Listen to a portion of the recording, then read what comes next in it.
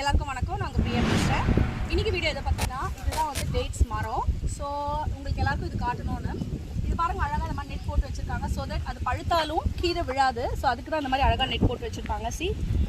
எனக்கு யூஸ்வலாக டேட்ஸ் பிடிக்காது, பட் இந்த ஃப்ரூட் வந்து அவ்வளோ டேஸ்டியாக இருக்கும். நான் இங்கே வந்துட்டு பிறகு தான் அது ட்ரை பண்ணேன். இந்த மாதிரி ஒரு டேஸ்ட் வந்து நான் உங்களுக்கு அது சாப்பிட்டா தான் தெரியும் அதோட டேஸ்ட் எவ்வளோ சூப்பர் அப்படின்னு சொல்லிட்டு. ஸோ டேட்ஸ் வந்து ஃப்ரெஷ் டேட்ஸாக ரொம்ப நல்லாயிருக்கும் பழைய டேட்ஸோட.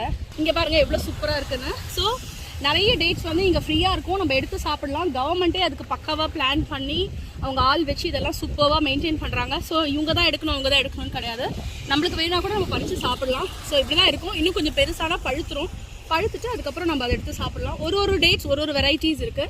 ஸோ அந்த மாதிரி நிறைய வெரைட்டிஸ் ஆஃப் டேட்ஸ் இருக்குது. இது வந்து இன்னொரு வெரைட்டி ஆஃப் டேட்ஸ் ஃப்ரெண்ட்ஸ்.